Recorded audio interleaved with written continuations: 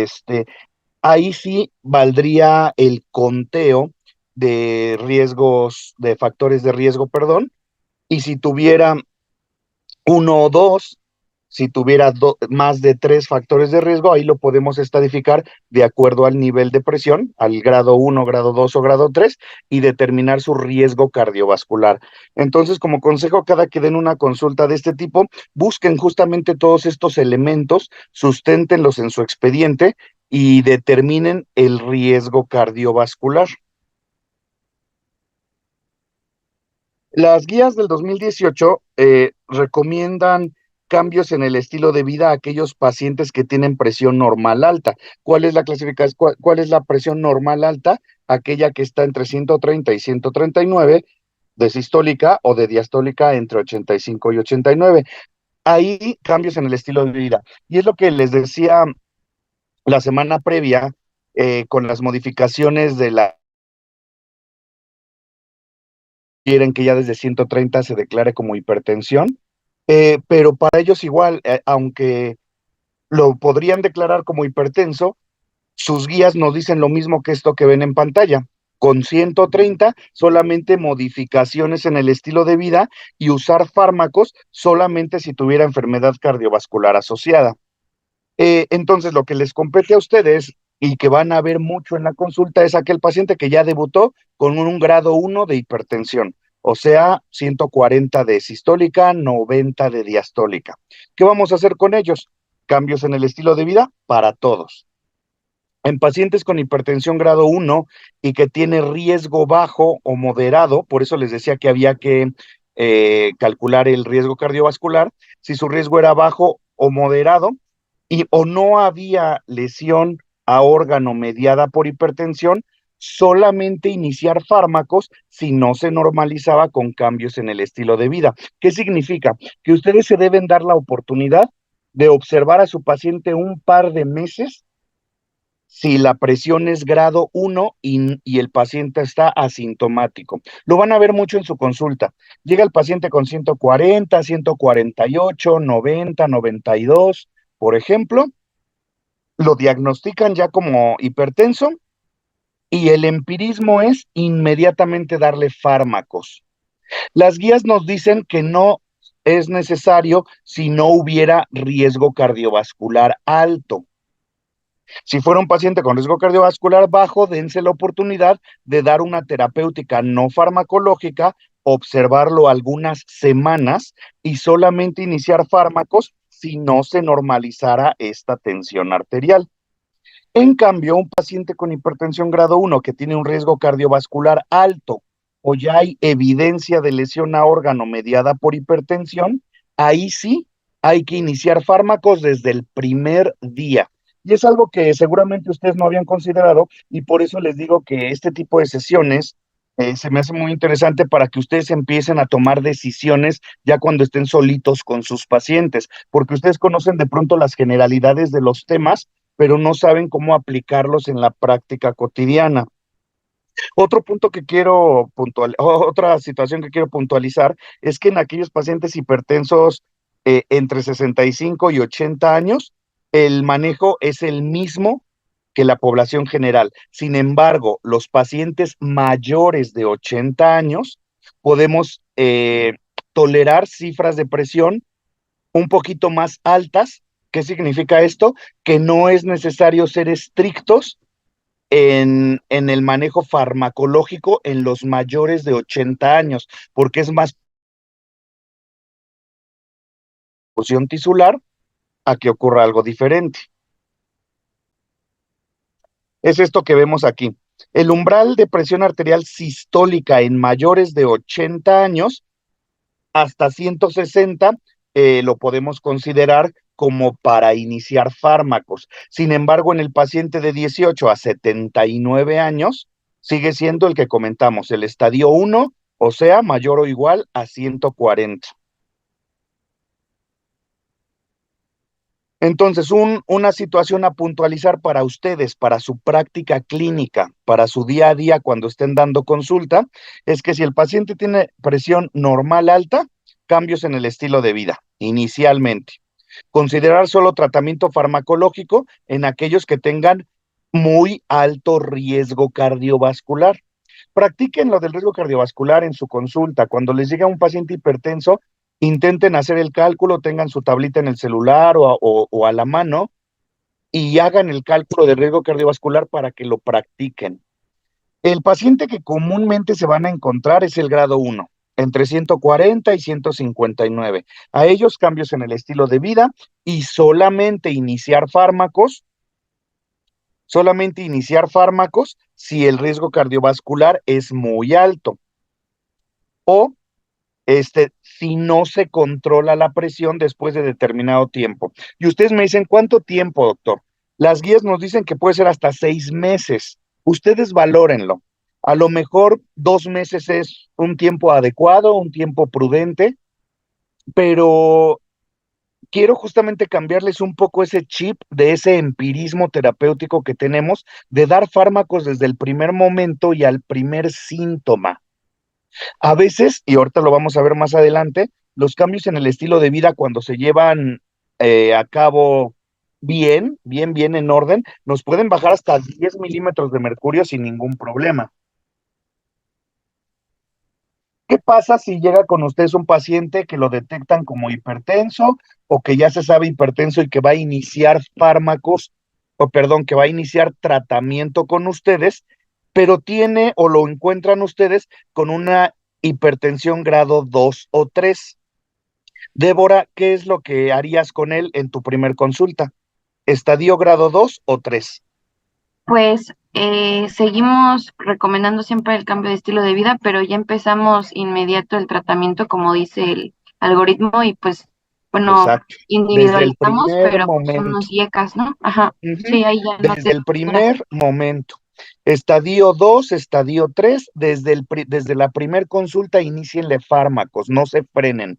Pero estadio 1, dense la oportunidad de una terapia no farmacológica y una vigilancia entre 2 y 6 meses. No le tengan miedo. ¿Por qué? Porque habitualmente es un paciente asintomático y que va a responder muy bien si se apega a la consulta. Muy diferente, ojo, y esto no lo dice el algoritmo, si el paciente llega con ustedes con un grado uno, pongan ustedes 140, 150, aparentemente sin un mecanismo desencadenante, consideren también esto, porque si es un paciente que viene a consulta después de un sismo, el sismo le generó mucha tensión, mucho estrés, va a llegar con ustedes hipertenso. O un paciente con una enfermedad aguda, un cuadro febril, se me ocurre, o un paciente que hizo alguna crisis emocional de cualquier tipo, ustedes entenderían que el paciente va a hacer un descontrol y va a estar sintomático. Pero estamos hablando de aquellos pacientes que aparentemente no tienen un mecanismo desencadenante y ustedes los están encontrando con un descontrol hipertensivo, se corrobora como lo vimos la semana pasada, pero él está asintomático. ¿De qué nos habla? Que es un paciente que lleva muchos días con esas cifras tensionales. Por eso su cuerpo ya no lo está poniendo en alerta y ya no tiene síntomas. Ellos, sin ningún problema, manejo no farmacológico como marcan las guías. Esto se me hace muy interesante. Es pregunta de examen, o sea que a corto plazo a ustedes necesitan reforzar este aprendizaje, pero para la vida es lo que les he estado diciendo en estos momentos previos. El manejo no farmacológico. En la medida en que ustedes crean y estén convencidos que esto funciona, va a ser la medida en la que lo van a aplicar con sus pacientes y que lo van a realmente ver resultados, porque a veces nada más le decimos, haga ejercicio, coma bien y ahí se ve, ahí nos vemos, deje de fumar. Pero nunca lo hacemos con un énfasis adecuado, nunca les damos un plan de manejo dirigido, o sea, enviarlos a nutrición con un plan nutricional establecido para una reducción de peso, o integrarlo a un grupo de actividad física, o enseñarle a él la actividad física que debe de tener, o sea, los minutos de calentamiento, el minuto del ejercicio activo, los minutos de enfriamiento, cómo vigilar esa actividad de acuerdo a su frecuencia cardíaca máxima. Si no le transmitimos esta información a nuestros pacientes, El paciente le va a entrar por un oído y le va a salir por el otro. ¿Qué significa? Que no les es útil. Porque si ustedes no le están dando un plan dirigido, un plan definido, el paciente no va a seguir ningún plan y a él nadie le enseñó cómo estructurar un, un plan de actividad vigilado, orientado, dirigido. Él no va a saber qué comer porque desconoce totalmente las porciones, los grupos de alimento, etcétera. Entonces sí es necesario que ustedes les enseñen esos conceptos. Les voy a mandar al WhatsApp este, unas infografías de lo de la frecuencia cardíaca máxima.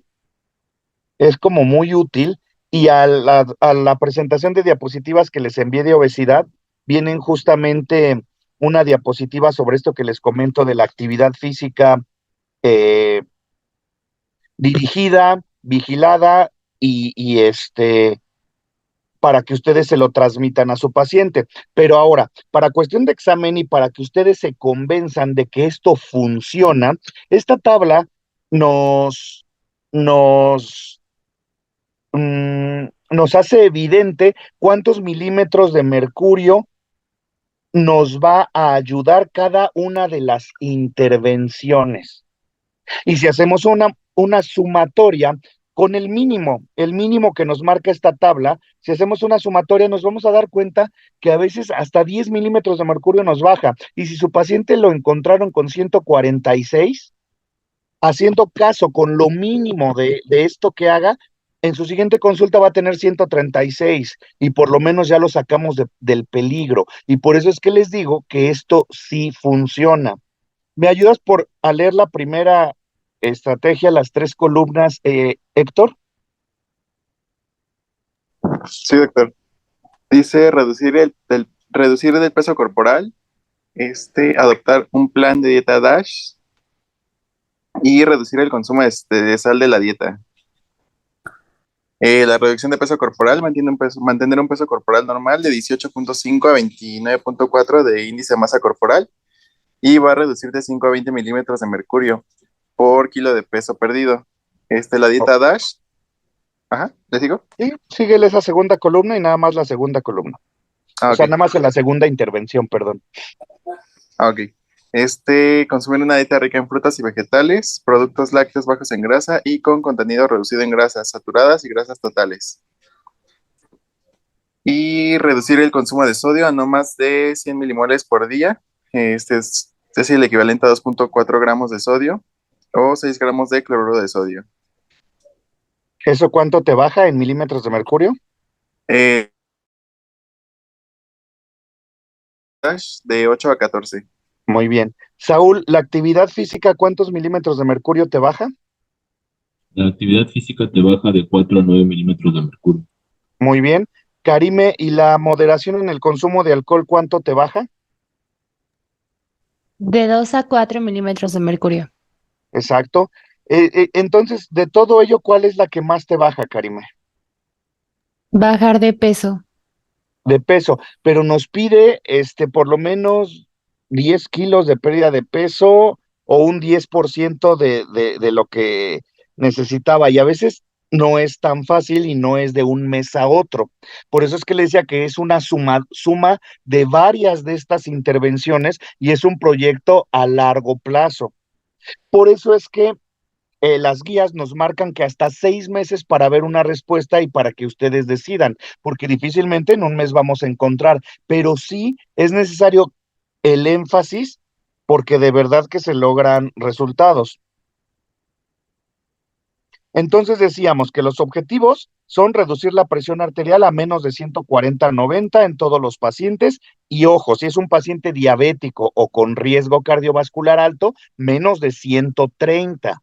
O sea, con ellos deberíamos de ser más estrictos para justamente prevenir en mayor medida las complicaciones.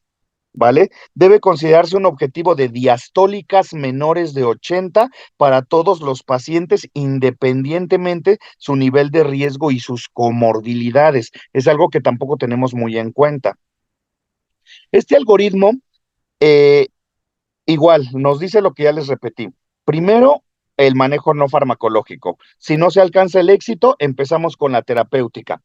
Pero, ¿por qué les pongo esto para empezar la explicación?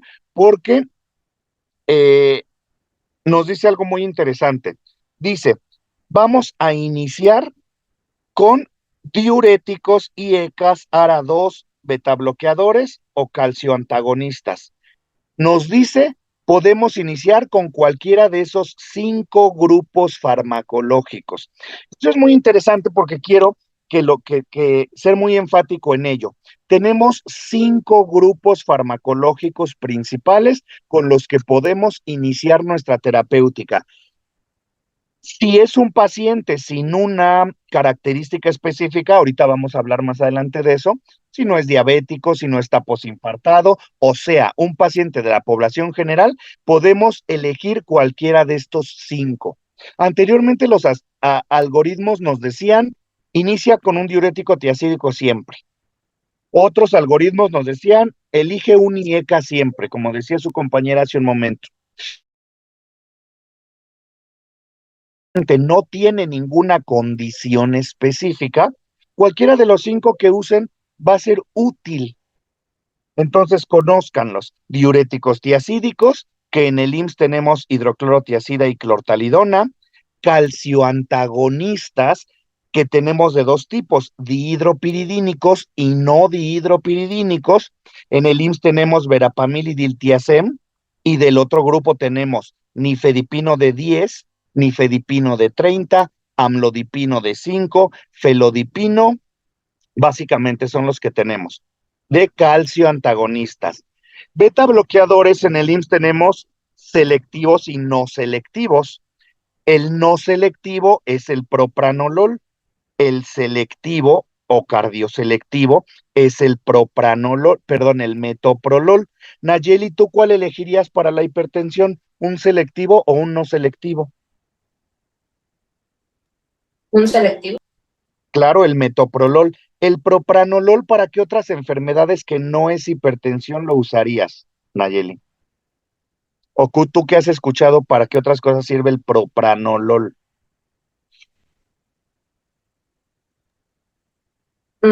Para mejorar la circulación, ¿no? También. No, circulación de qué tipo o cómo.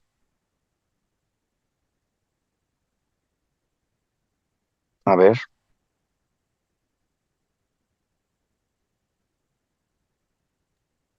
Ah, bueno, no, creo que también era utilizado como para regular el ritmo cardíaco. Claro, porque son beta bloqueadores, disminuyen la frecuencia cardíaca. ¿En qué enfermedad te interesaría disminuir la frecuencia cardíaca que no fuera enfermedad cardiológica?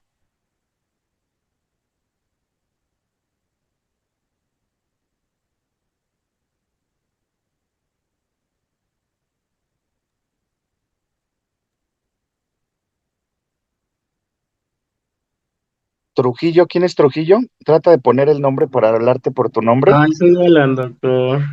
Ay, bueno, ponte Alan. Ahorita Alan, lo- ¿qué enfermedades? Bueno, yo sabía que se podía utilizar en la tormenta tiroidea y Muy en bien, este, como profilaxis, ¿no? Para las crisis migrañosas. muy bien. Para migraña, excelente. 2 enfermedades muy buenas. Habías alzado la mano. ¿Quién fue? Yo, doctor Luis, es Ah, que iba a mencionar Luis, el Luis. hipertiroidismo para las palpitaciones que refieren los pacientes. En ese también, muy bien. Entonces, en esas 2 enfermedades también lo podemos dar en el temblor esencial, que es un temblor que se le da a los adultos mayores, que los temblor esencial y se maneja también con propranolol. Y para, por ejemplo, insuficiencia hepática, para prevenir el sangrado por varices esofágicas, también es muy útil el propranolol. Este, y entonces, si se dan cuenta, el propranolol no es cardioselectivo, no lo vamos a usar de primera intención para presión, para hipertensión, pero el metoprolol sí, 100 miligramos. Y en el mercado, apúntenle, tenemos de 95 miligramos. Es muy interesante porque el de 95 miligramos es un metoprolol de acción prolongada que resulta más útil cuando ustedes estén en su práctica privada, es succinato de metoprolol. El que tenemos de 100 en el IMSS es tartrato, me parece. Este es succinato. Tiene la ventaja que es de liberación prolongada, mejor tolerancia, menos efectos adversos, mejor respuesta y pueden usarlo en su práctica cotidiana. De los IECAS tenemos captopril, enalapril, lisinopril, ramipril. Son de los, decía su compañera hace rato, yo pienso en un IECA cuando quiero iniciar un tratamiento. ¿Por qué? Porque son los que menos efectos adversos tienen, mejor tolerancia. De ellos, la tos, que es lo que más asociamos, casi es exclusiva del captopril. Entonces, los demás son muy bien tolerados, con muy buena potencia. Son nefroprotectores porque disminuyen la proteinuria y con ello enlentecen la progresión de daño renal. Tienen muchas ventajas, lo mismo los ARA2. En el IMSS tenemos telmisartán, lo tenemos solo y combinado, tenemos candesartán, tenemos losartán, tenemos irbesartán solo y combinado. El combinado y bueno, ambos, tanto el solo como combinado, lo tenemos de 150 y de 300 miligramos, o sea, 2 gramajes distintos. Esto es importante que ustedes lo conozcan porque ya lo estamos manejando, ya tenemos muchos pacientes con estos nuevos fármacos combinados que se introdujeron hace un año, año y medio al IMSS. En esta pantalla también les pongo los alfa bloqueadores, pero se los pongo no destacados en negritas, porque los cinco que ya mencionamos son los que pueden usar de primera intención. Los alfa bloqueadores, Monse, ¿tú recuerdas cuál es el alfa bloqueador que tenemos para hipertensión? Les lo acabo de decir hace 3 minutos. No. Alfa bloqueador.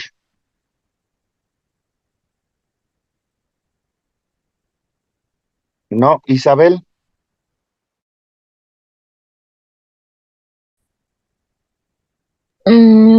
De los que hay en el IMSS, Sí, creo que solo es uno. No sé si por fuera haya otros.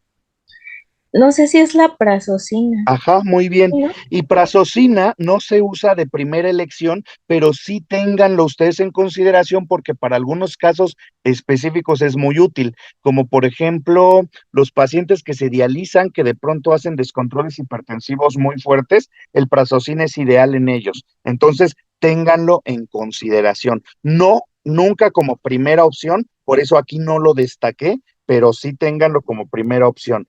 Entonces, en el algoritmo que veíamos, nos dice que de primera elección podemos usar, repito, cualquiera de los 5 diuréticos diacídicos, IECAS, ARA2, beta bloqueadores o o bloqueadores de los canales de calcio.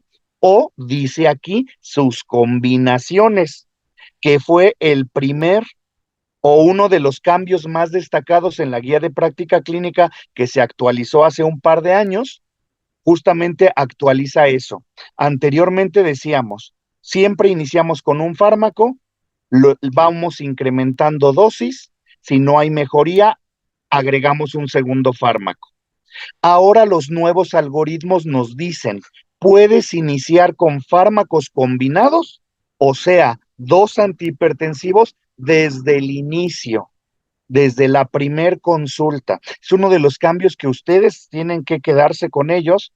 Ustedes que ahorita están en formación, ya van a llevarse toda esta información como lo habitual para su práctica cotidiana. Anteriormente reservábamos la combinación de fármacos para estadios más avanzados. Ahorita los algoritmos nos dicen que desde el inicio podemos usar combinaciones farmacológicas. ¿Cuál será una ventaja, Alan, de las combinaciones farmacológicas?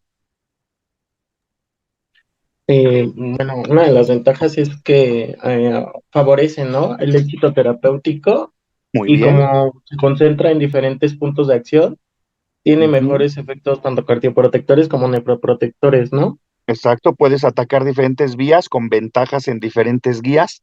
Muy bien. Iván, ¿qué otra ventaja le encuentras a la combinación de fármacos en dosis bajas?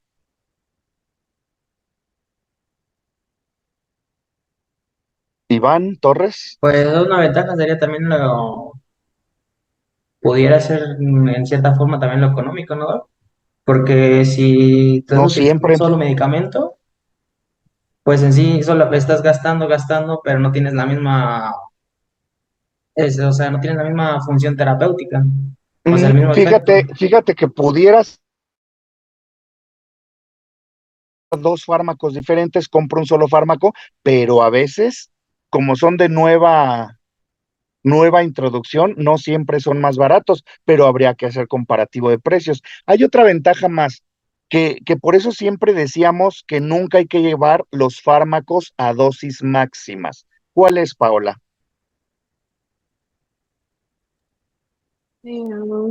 ¿Por qué no llevar un fármaco a dosis máxima? Como dice ahí, monoterapia a dosis plena. ¿Por qué no?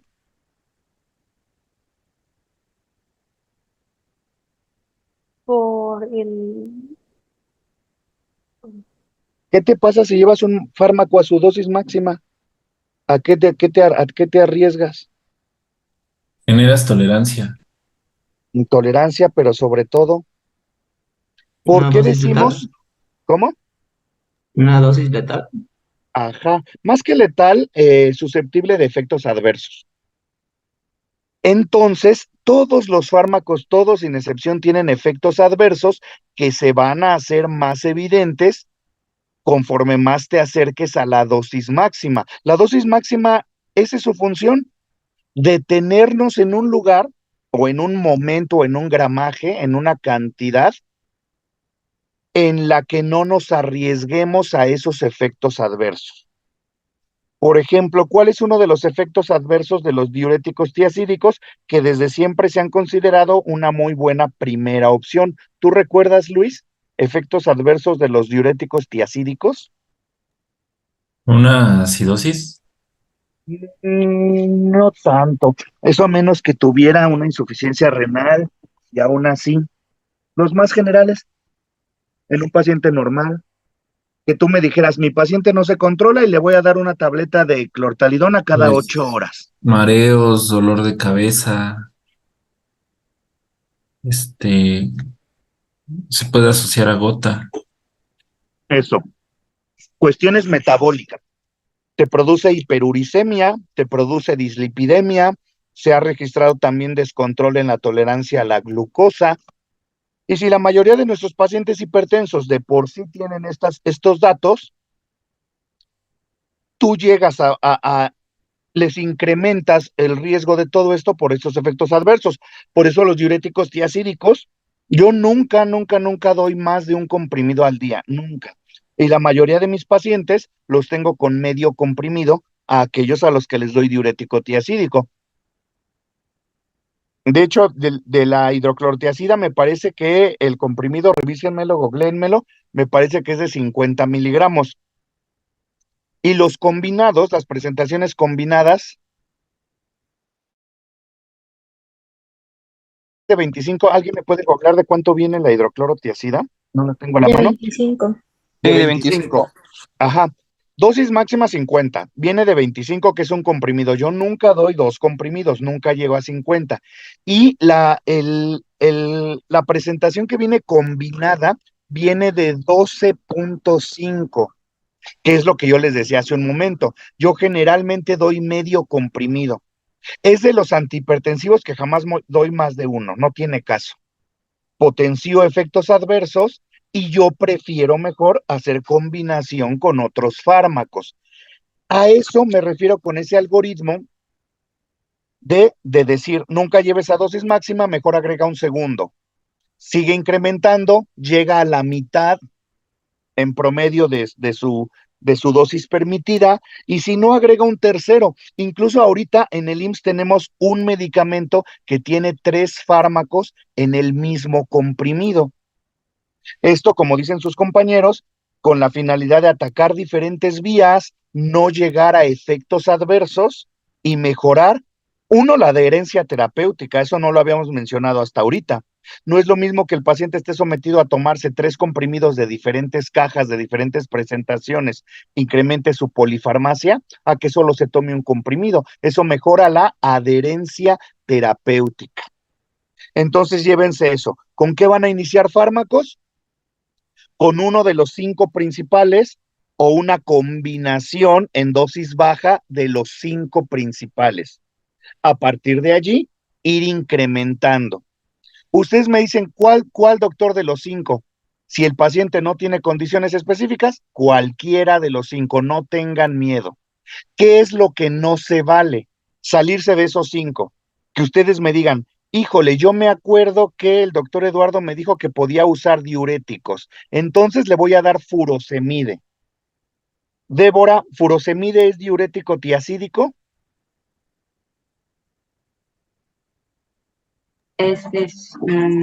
Sí, no No, recuerdo, perdón. Ay, no, Es no. de ASA, ¿no?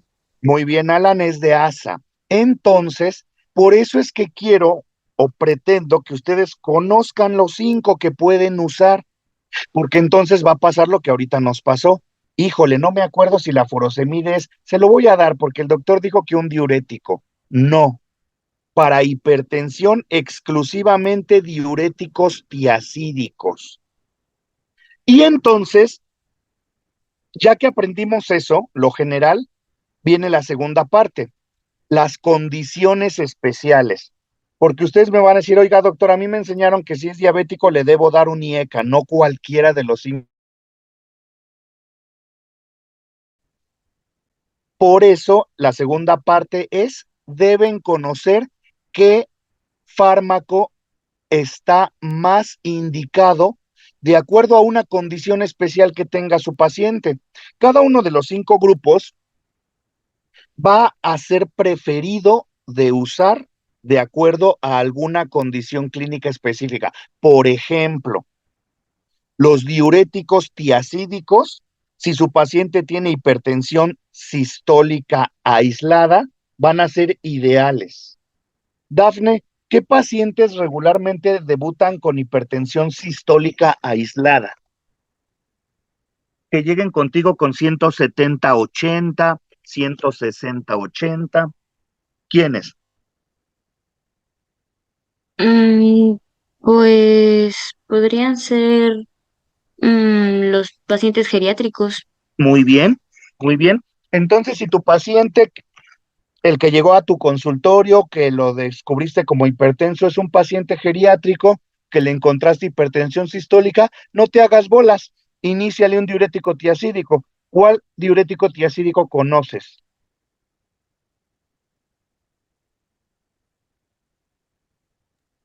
Hidroclorotiazida. Hidroclorotiazida, muy bien, y también en el IMSS tenemos clortalidona. Tenemos esos 2. Ahorita vamos a hablar de un tercero, que no es precisamente de ese, pero que lo estamos usando. Pero bueno, cualquiera de esas 2. ¿Cuántas le usarías? ¿3 comprimidos diarios? No, ya quedamos que con ellos ¿Uno? bajitos. ¿Uno o la mitad de comprimido? Ok, vale. Y así, ahora me dicen, doctor, pero yo sí he visto pacientes hipertensos con furosemide o con espironolactona. ¿Por qué? Porque no son pacientes con hipertensión solamente. Son pacientes que tienen, además de su hipertensión, una insuficiencia cardíaca.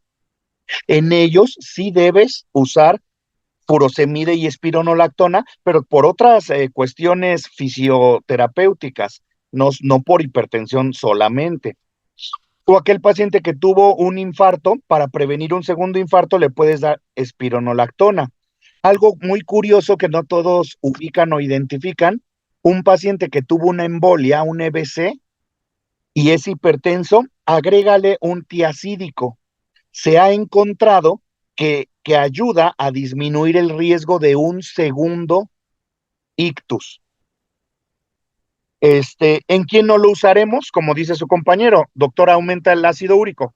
Bueno, entonces no lo uses en pacientes con hiperuricemia, en gota, o úsalo en dosis bajitas, porque si sabes que el efecto se va a presentar, contraindique, más bien que tengas precaución. Pacientes con dislipidemia, con hiperuricemia, con gota, ten cuidado con eso. Pensando en los otros diuréticos diferentes a los tiacídicos, pero que puedes usar por pacientes con insuficiencia cardíaca, etcétera, recuerda que si está con una insuficiencia renal estadios 4 o 5, no le des aldosterona. ¿Por qué no le darías aldosterona, Débora? ¿Por los efectos adversos? ¿Cómo trabaja la espironolactona? ¿Es un diurético de qué tipo? Mm, Ahí voy a estudiar diuréticos, doctor, perdón. Es Es un diurético ahorrador de de potasio. potasio. Ok. Y si el paciente tiene insuficiencia renal, te va a hacer una hipercalemia, y si te hace una hipercalemia, se infarta y se muere. Por eso es muy importante, y desde la primera clase les hice mucho el énfasis, que reforcen mucho la farmacología de la mano de la terapéutica, porque ustedes van a trabajar con fármacos. Y si ustedes desconocen todos estos puntos, no van a tener el éxito que quieran y peor aún, se enfrentan a efectos adversos. Los beta bloqueadores son ideales en pacientes con cardiopatía isquémica. ¿Por qué? Porque si decimos que disminuyen la frecuencia cardíaca, con ello van a evitar o van a prevenir que el paciente taquicardice y se isquemice de nuevo. Entonces, a veces los pacientes son egresados, a veces su presión no está tan alta y les mandan metoprolol en dosis muy bajitas. Yo tengo varios posinfartados que tienen un cuarto de metoprolol, o sea, 25 miligramos al día, no necesariamente como un efecto antihipertensivo, sino para mantener la frecuencia cardíaca controlada. Entonces, considérenlo. Si el paciente tiene antecedente de un infarto, protéjanlo con su beta bloqueador. Pacientes con taquiarritmias, decíamos hace rato, si tiene migraña, hipertiroidismo, temblor esencial o una fibrilación auricular, vamos a darle un beta bloqueador, y en estos casos, en lugar de metoprolol, le podemos dar propranolol. ¿Ok? Calcioantagonistas dihidropiridínicos también son útiles en los pacientes geriátricos, los que tienen hipertensión sistólica aislada. Los no dihidropiridínicos, como verapamil y diltiazem, para los que tienen taquicardia supraventricular. Ojo, si el paciente tiene bloqueos, no le des verapamil y diltiazem, tampoco cardíaca, y lo vas a bloquear más. Y segundo consejo, nunca combinen un metoprolol con verapamil o diltiazem, porque vas a correr el riesgo de bloquear a tu paciente. A veces llegan los pacientes con frecuencias de 50 y nadie se ha dado cuenta. Por eso les digo que cuando interroguen y se den cuenta que el paciente toma metoprolol, no inventen la frecuencia cardíaca para llenar expediente. Escúchensela, mídansela, porque a lo mejor es un momento de modificar la dosis o de plano quitarlo. Yo tengo varios pacientes que de pronto me llegan de Unifila, que ustedes les revisan la presión, detectamos que tiene 50 de cardíaca, aunque la presión esté normal, les quitamos el metoprolol, se lo cambiamos por otro fármaco. Ya si su paciente no mejora con eso, a lo mejor se está bloqueando por otro sitio, pídanle un electrocardiograma, refiéranlo a cardio, porque a lo mejor es otra situación, pero de inicio vigilen bien el beta bloqueador, porque puede ser la causa de esa bradicardia. Los IECAS y los ARAS, les decía yo que son ideales para empezar a manejar a sus pacientes de primera vez, pero son necesarios si el paciente tiene nefropatía incipiente, si tiene diabetes, si tiene microalbuminuria por alguna otra causa, si tiene hipertrofia del ventrículo izquierdo. Protéjanlo con IECAS o ARAS. Les va a dar muchas ventajas y tienen muy pocos efectos adversos. Los alfabloqueadores ayudan un poquito, no mucho, pero es la forma en la que trabajan con los síntomas de prostatismo. De hecho, antes de que tuviéramos tamsulosina así masivamente, hace unos 10 años, les estoy hablando, 15 años, yo todavía llegué a ver pacientes con hiperplasia prostática que les dábamos prazosin para sus síntomas de prostatismo. Hoy día ya no lo usamos porque ya tenemos la tamsulosina de muy fácil adquisición y prescripción, pero consideren a su paciente. Si tiene hiperplasia prostática, los síntomas son muy evidentes y aparte es hipertenso, a lo mejor lo pueden proteger con prazosin, pero sobre todo consideren los nuestros pacientes con insuficiencia renal, porque se ha observado que responden mucho. Y fíjense qué curioso, mientras la hidroclorotiazida y la clortalidona, yo nunca doy más de un comprimido, en cambio he visto pacientes que usan prazosin con mucha seguridad, 3 comprimidos cada 8 horas, 4 comprimidos cada 8 horas, el comprimido es de 1 miligramo, y con mucha tolerancia, sin problema de efectos adversos. Entonces, para lograr entender todo esto, échenle una ojeada a los fármacos, para que no tengan miedo en incrementar dosis, y lo contrario, para que tampoco se acerquen demasiado a las dosis máximas. Nos ingresaron nuevos medicamentos. Por ejemplo, nos llegan pacientes con cardiopatía por insuficiencia cardíaca u otras cosas con sacubitril valsartán. Alan, ¿tú recuerdas qué es el sacubitril? Porque valsartán ya sabes que es un ARA. No, doctor, no había escuchado ese medicamento hasta ahorita. ¿Alguien ha escuchado? Y ya tenemos varios aquí en la 21 que nos llegan de segundo nivel con este esquema. Trabaja en la vía del péptido natriurético y entonces nos va a generar ese efecto. Pero hasta ahorita el único no lo manejamos como hipertensión. Con un paciente que ustedes llegan, que lo detecten con hipertensión, no. Así como furosemide y espironolactona, tiene sus indicaciones especiales, pero es preciso que los conozcan porque son de los nuevos fármacos que han llegado con nosotros. Metildopa e hidralazina no son nuevos, pero se los pongo en esta diapositiva porque tienen una condición especial. En mi época, les repito muchas veces, yo llegué no a manejar, sino a ver expedientes de pacientes que se controlaban con alfametildopa, sobre todo adultos mayores. Hoy día ya no.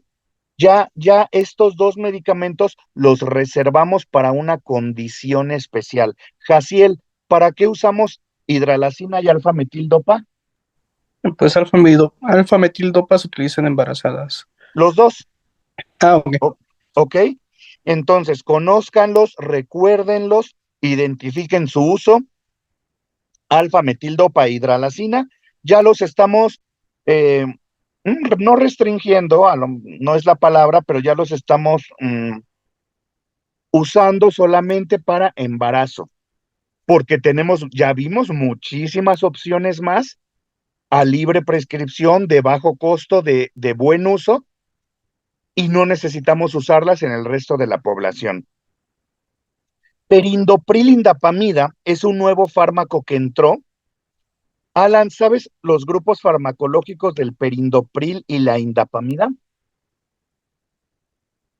No, doc, no los conozco. Ahora, ¿alguien sabe a qué le suena perindopril? ¿A un yeca? Muy bien. El perindopril es uno de los IECAs de más reciente introducción al IMSS. ¿Y alguien sabe qué es la indapamida?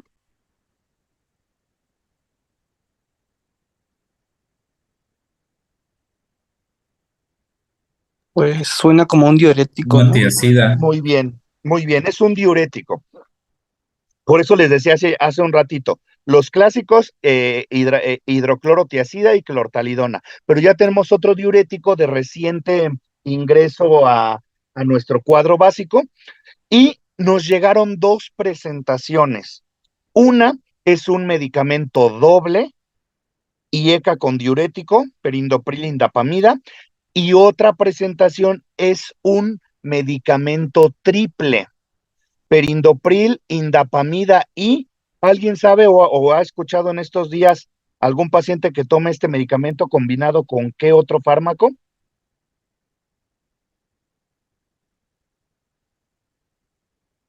Mi consejo es que pongan atención a las recetas que hagan, interroguen a sus pacientes, porque todos estos fármacos los vemos en forma cotidiana. Monse, ¿ibas a comentar? Que no es amlodipino. Muy bien. Muy bien, entonces es el único medicamento triple que tenemos ahorita y lo tenemos a libre prescripción a cualquier paciente, lo podemos prescribir desde el primer nivel. Entonces tiene un diurético, tiene un IECA y tiene un calcioantagonista. Vean, es un muy buen medicamento que va a disminuir la polifarmacia, porque con un comprimido tenemos el efecto de 3 diferentes grupos farmacológicos. Otras de las nuevas introducciones es irbesartán, decíamos hace rato, con hidroclorotiazida. Tenemos irbesartán solito y lo tenemos combinado con diurético. Lo tenemos en un gramaje de 300 de irbesartán y un gramaje de 150. ¿Por qué es importante que sepan esto? Estos fármacos entraron hace muy poquito, yo calculo que hace como año y medio, en plena pandemia, y a mí me tocó ver pacientes a los que no les hicieron su conversión adecuada. Yo tenía pacientes que tomaban, por ejemplo, una tableta de losartán y una de hidroclorotiazida y era su esquema. Fueron a una determinada atención y dijeron, en lugar de darle 2 fármacos, les voy a dar uno solo. Y le dieron irbesartán de 300 con hidroclorotiazida. Alan, ¿es buena esa conversión o es inadecuada? El paciente tenía una de losartán y una de hidroclorotiazida aparte y le dieron, tenía losartán solito, hidroclorotiazida solito. Y le... ¿Tú qué opinas, Alan? Que está mal, ¿no? Porque le está dando un mismo fármaco y como en superdosis, porque está sacando Doble el mismo, dosis. Ajá. ajá, está Entonces, eso sacando que el dice mismo Alan, blanco, ¿no? que él notó en este momento, con la reciente introducción de estos fármacos, muchos no lo notaban. Y ese paciente llegaba hipotenso, porque aunque era un solo comprimido, tenía el equivalente a dos dosis. Lo mismo nos está pasando con el telmisartán. El telmisartán solito es de 40. El telmisartán que tenemos combinado con hidroclorotiazida es de 80. Si ustedes no hacen una conversión, les van a dar doble dosis o lo contrario. Pacientes que tomaba una de telmisartán con hidroclorotiazida y en ese momento no había en existencia y tú se lo decides dar solito, por separado, porque no había en existencia el combinado, me tocó ver recetas en las que le daban una de telmisartán y una de hidroclorotiazida cuando era la mitad de la dosis. Y entonces el paciente llegaba con ustedes descontrolado. Por eso es que el gramaje es importante que lo conozcan. Y este ejemplo que les pongo con los nuevos fármacos pasó mucho con el nifedipino que tenemos en el IMSS, porque en el IMSS tenemos nifedipino de 2 gramajes diferentes. Edith, ¿de cuántos gramajes tenemos el nifedipino? ¿Tú conoces?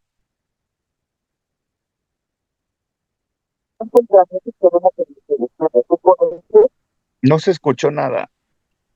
En este momento no me acuerdo, doctor. Ok, no te apures, pero repásale, vamos a ver. ¿Me escucha ahí? Ajá, ya ahí bien. Sí, Ok, que no te apures. ¿Ya quién habló? Alexander. ¿El gramaje se refiere a las dosis, ¿no? Ajá, no, ¿cuántos miligramos tiene el comprimido o la cápsula que tenemos en Pues el hay IMSS? 2 presentaciones de 10 y 30. Muy bien. Y a veces, si ustedes no tienen la precaución o el paciente no sabe, que es muy frecuente que ocurra eso, tú interrogas a tu paciente y él te dice, tomo nifedipino, doctor. Y ni uno de los dos tiene la precaución de indagar cuál de los dos nifedipinos. Y ha venido pacientes que él tomaba 2 de 30 y le das 2 de 10. Va a llegar contigo descontrolado. Lo contrario, he visto pacientes que ya son los menos, que tienen nifedipino de 10 cada 8 y tengo uno que ya he visto un par de veces desde otro consultorio, lo he visto un par de veces y él me dice que el comprimido de 30 no le funciona y que él prefiere seguir tomando el de 10 cada 8 horas, muy raro, cada 8.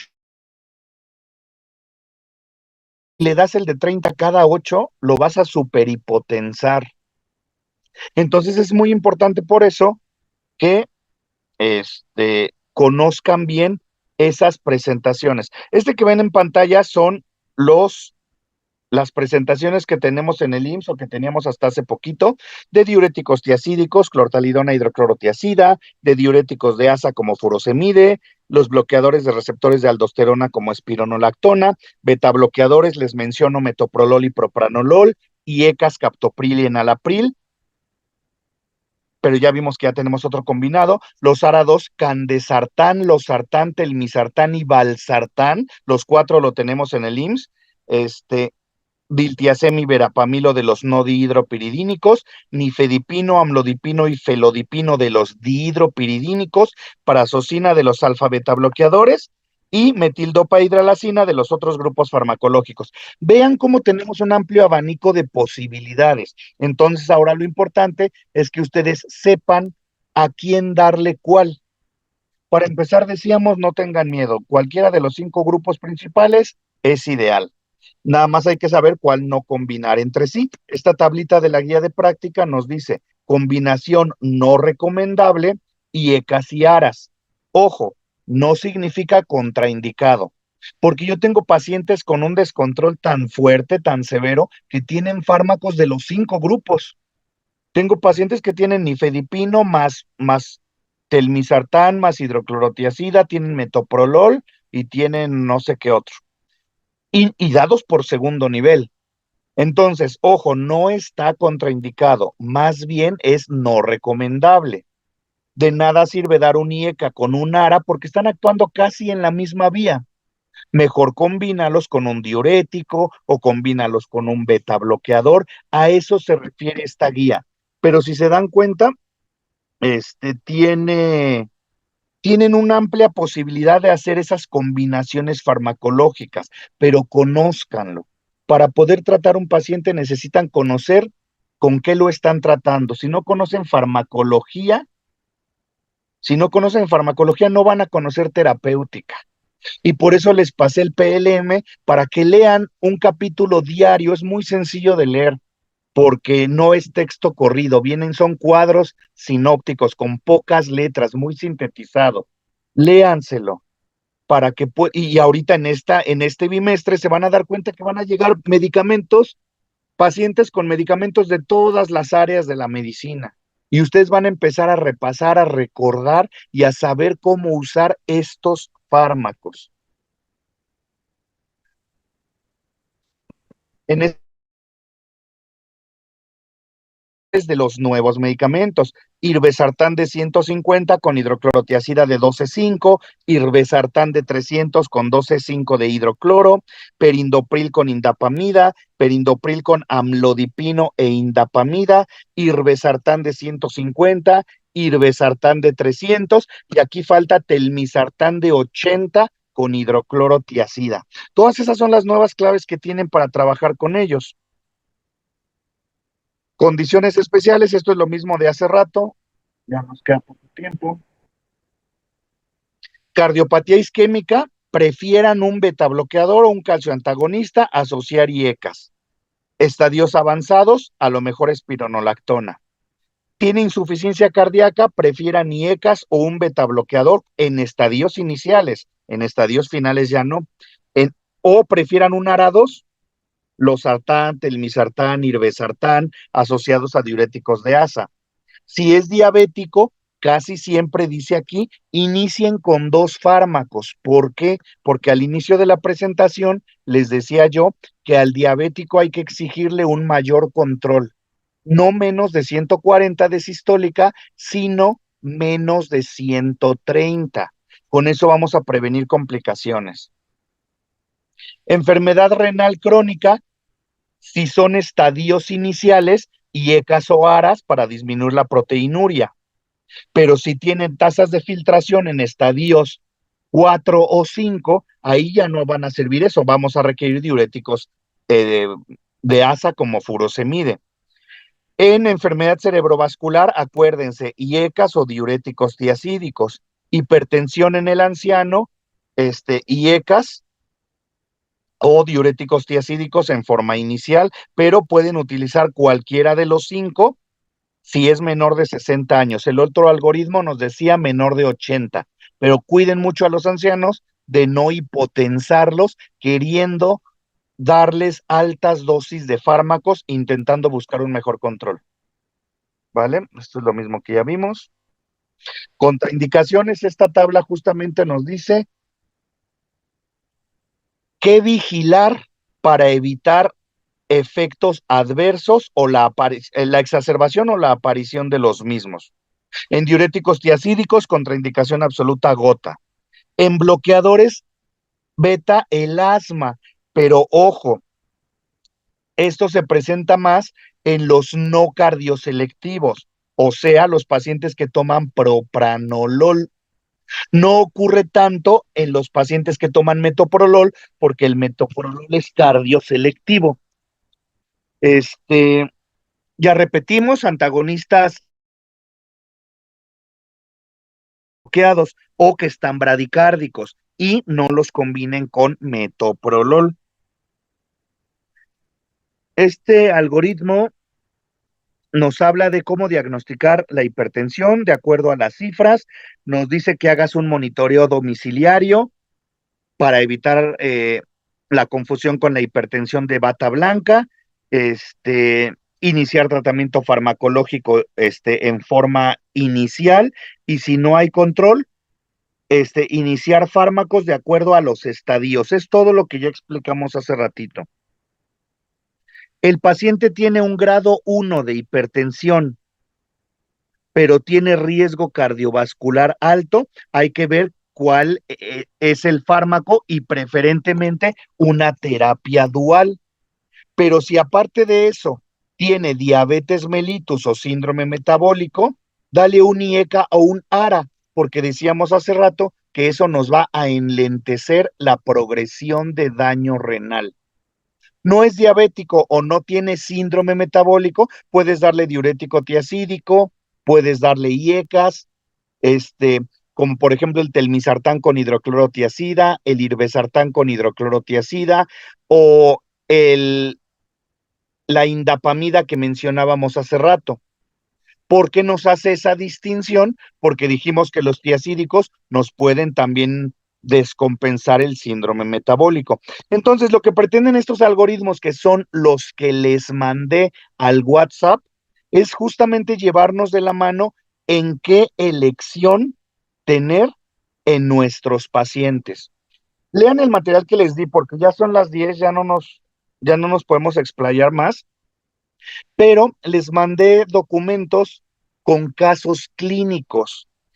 Revisen esos casos clínicos que estos son muy sencillos los de la exposición, pero los que les mandé al WhatsApp son unos casos que nos mandaron para capacitación cuando entraron estos nuevos medicamentos combinados. Entonces son muy útiles. Es muy útil que estudien de casos clínicos porque pueden integrar la información, traen las respuestas, viene muy buen material para que estudien, porque esto es apenas como una breve introducción para guiarlos en cómo va a ser su estudio.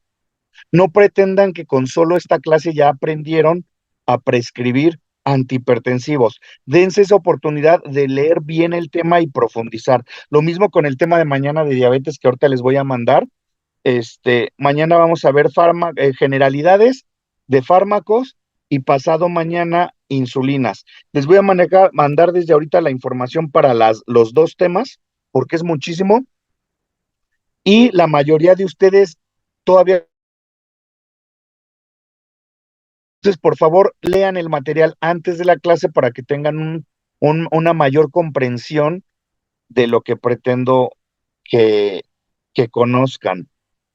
Y por favor, para mañana léanse lo del octeto ominoso de Defronso para que conozcan los 8 grupos farmacológicos de manejo antidiabético no insulínico. Si ustedes llegan al tema sin haber leído, no van a entender nada y va a ser en vano esta hora que estamos tomando, ¿vale? Entonces, mañana nos escuchamos. Cuídense mucho. Que estén muy bien. Gracias, doctor. Gracias, doctor. Hasta mañana. Nos escuchamos. Gracias, doctor. Cuídense.